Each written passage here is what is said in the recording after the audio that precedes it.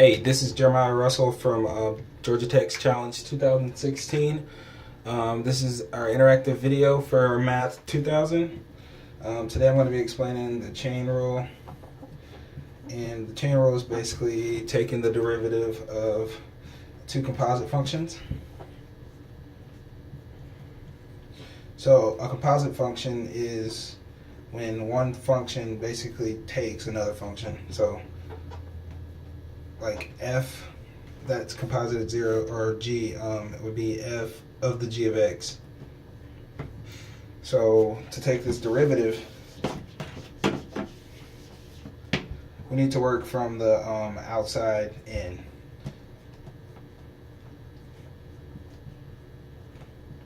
So we would say that the derivative of f, and keep the inside, g of x, times the derivative of g of x, and then I guess you can do times the derivative of x, but that's just one. Okay, so now let me explain how an inverse function works, taking the derivative of an inverse function.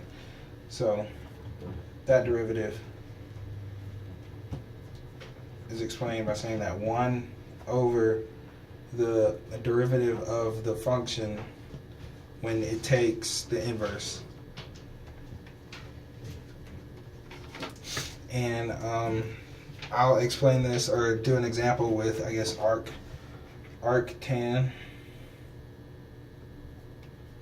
which is the inverse of tangent. Okay.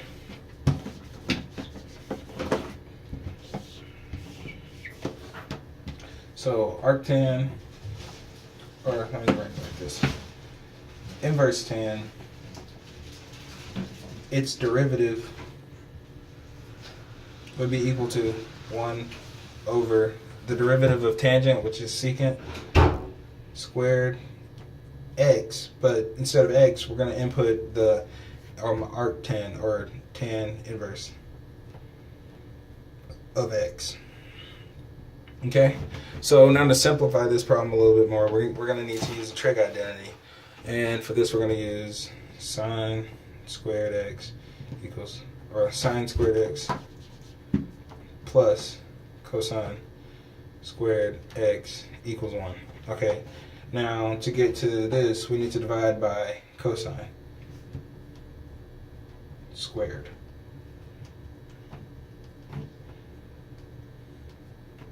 And that'll equal tangent squared of x plus 1 equals secant squared x.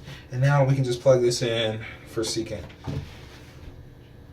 And instead of using tangent squared x plus 1, we're going to use 1 plus tangent squared x.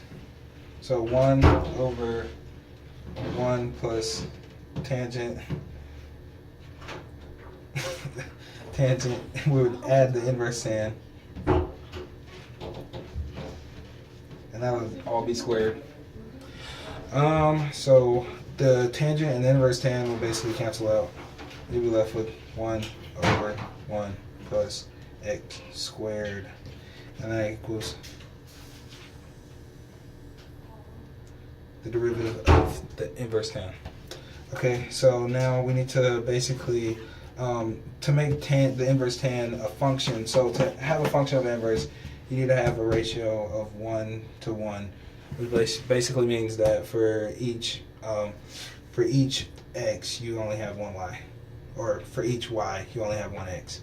Okay, so let's just draw a graph of tangent, which looks like this, and we're gonna basically take a portion of it from, we're gonna like reduce the domain to negative pi over 2 and positive pi over 2, and it continues to infinity. So the range of this is actually all real numbers. So an inverse, basically the range and domain are swapped. So right now we have the domain at negative pi over 2 to pi over 2, and the range is all real numbers. So we're just going to switch those for the domain. So the domain of the inverse is actually all real numbers.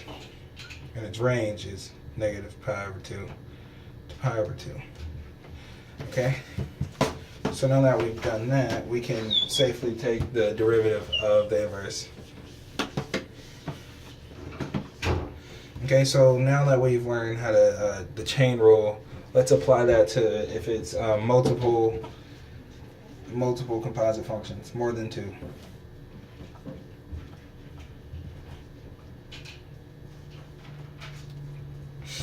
So you use the same thing, you go from inside out, you just write whatever's on the inside. So f prime of it gets the g of the h of x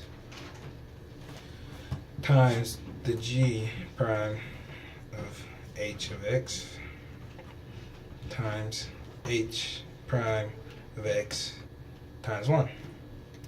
So now that we know that, we can basically combine the two to solve this equation.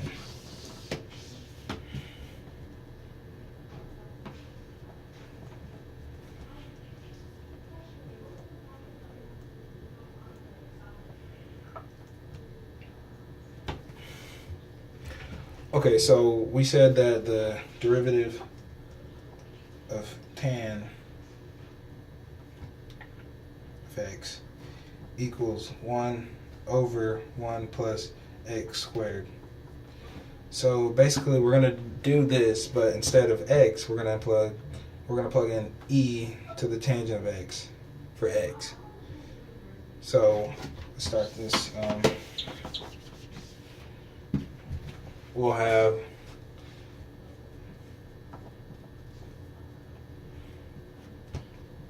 so 1 over 1 plus e to the tan x squared. And now getting back to our chain rule idea, we're going to have to multiply times the derivative of its inside, which is e to the tan x. So the derivative of e is just e, so e to the tan x, and then we need to do times the derivative of its exponent, which is secant squared x times 1, the derivative of x. Okay, so basically we can just combine this, and it'll be it'll be secant squared x times e to the tangent x all over 1 plus e. And here you can combine the two exponents and multiply them together to get e to the 2 tan x. And once we take this, we'll have to, let's see, excuse me. Sorry, I'm just looking at my work here.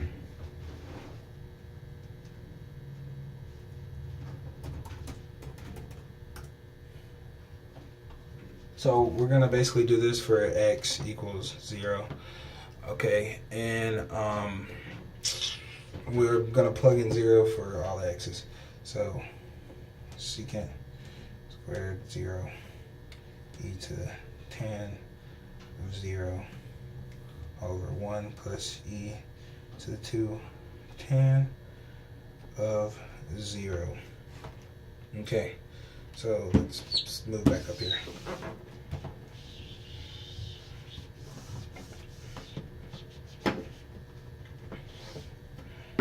So secant squared 0 is basically equal to 1 over cosine squared of 0, and the cosine of 0 is 1, so this is just equal 1. So now we have 1, okay, in e to the tan 0. So let's just go to the exponent. Tan of 0, oops, sorry, tan of 0 equals basically sine 0 over cosine 0, and sine of 0 is 0, and cosine of 0 is 1, so you get 0. So you have e to the 0, which equals 1. So the top is 1, and the bottom. Let's go to the bottom. 1 plus e to the 2 tan of 0. And we already said that tan of 0 is 0, so this is basically 1 plus 1. So we get 1/2. We get 1/2. Okay. Thank you for watching this video, and see you next time.